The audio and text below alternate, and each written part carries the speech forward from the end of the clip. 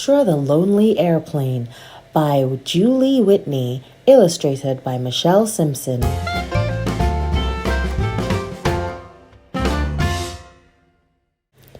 Astra was a lovely airplane, big, shiny, and white, with black and red stripes down her left and her right.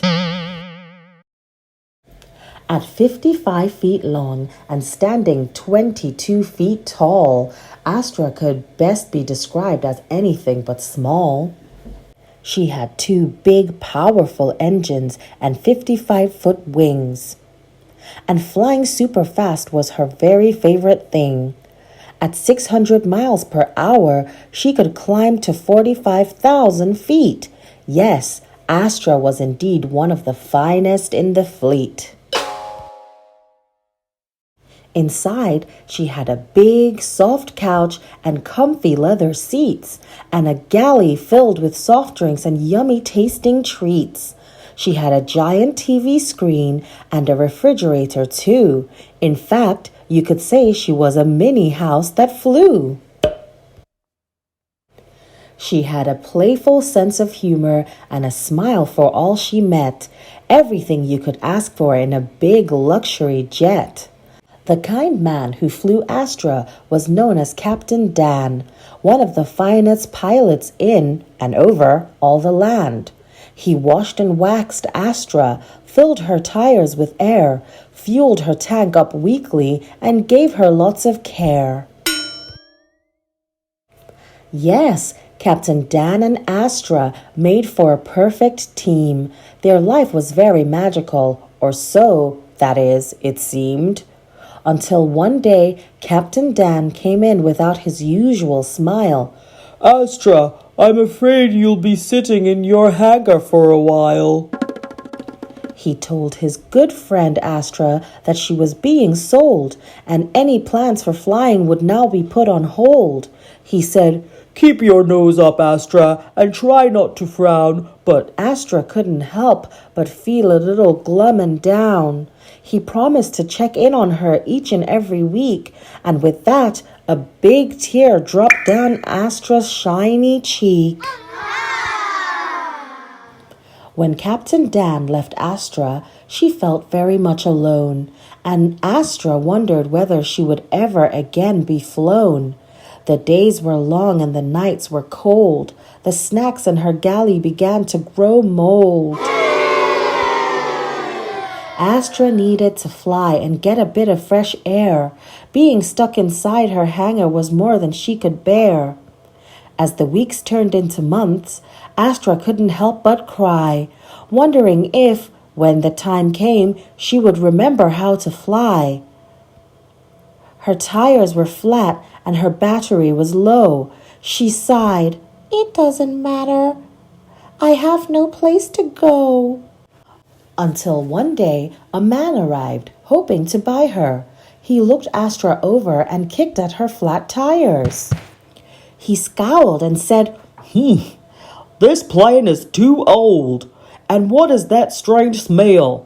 Could it be mold? But let's take her up and see what the old gal can do." And so higher and higher, clever Astra flew. She chuckled as she flew him through a giant storm cloud.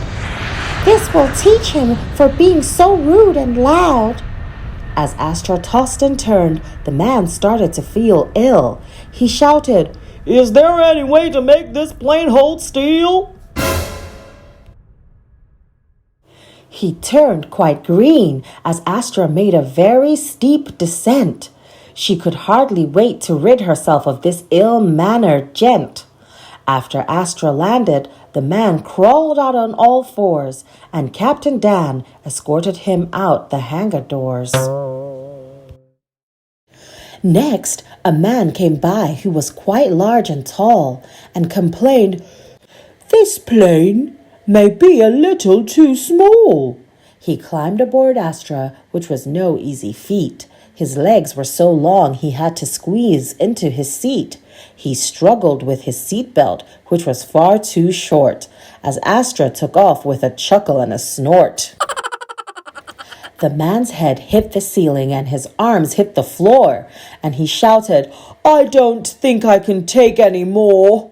So Astra took a nosedive, and as she started to fall, she laughed, "This will teach him once and for all." "I certainly won't be buying this plane," said the man, and Astra grinned proudly at Captain Dan.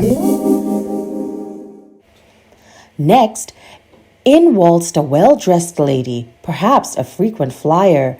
Astra hoped and prayed that maybe this would be her buyer. But as they flew, the lady said, "This plane is much too hot. I think I would be happier just sailing on my yacht." So Astra cranked her air conditioning as high as it would go.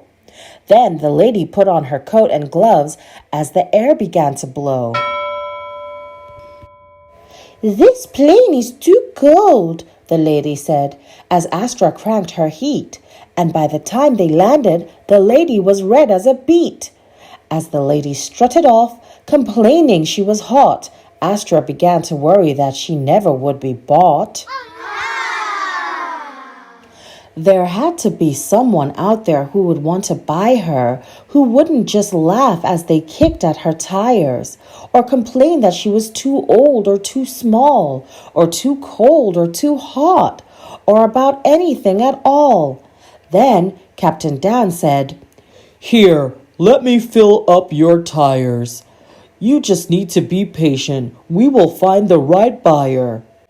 I'll wash and wax you till you're shiny like new, and restock your galley with fresh yummy treats too." And just as Captain Dan finished cleaning Astra up, there finally came a great change in their luck. For in strolled a man with a big pleasant smile. He looked Astra over, humming all the while. "She's a beauty," he said, "so shiny and clean. About the prettiest plane I think I've ever seen." He looked inside at her big comfy seats and checked out the galley with her fresh tasty treats. And then he proclaimed, "I think this plane is just right. Can she make it all the way to California tonight?" "Sure thing. I'll fill up her tank," said Captain Dan, and he ran off to file a cross-country flight plan. But first, he said to Astra, "We'll soon have a new home. No more nights spent in your hangar alone." Astra was excited, but she was a little scared. She'd never seen California. Would she like it there? But Captain Dan assured her, "We have nothing to fear. It's beautiful, with rain just a few times a year." So Astra took off and climbed higher and higher. "This is such a smooth ride," marveled Astra's new buyer. Once Astra reached a height of 45,000 feet, the nice man relaxed and kicked up his feet. "What a magnificent view! I really love this plane," he said as he looked down at the colorful terrain. Across the Ohio and Mississippi rivers they flew, then over the Rocky Mountains. What a spectacular view! The Arizona desert was a beautiful sight, while below them the daytime faded to night. They passed through a rainbow as Astra began her descent. "What a very lucky sign!" exclaimed the nice gent.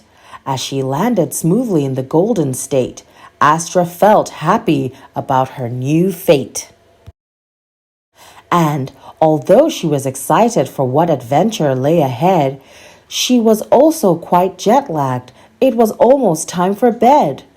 So Captain Dan pulled her inside with a tug, then put his hand on her nose and gave her a hug. As he covered her up and whispered, "Good night," sweet Astra knew everything would be all right. The end. Thanks for listening. I hope you enjoyed that. If you did, please subscribe and come back again.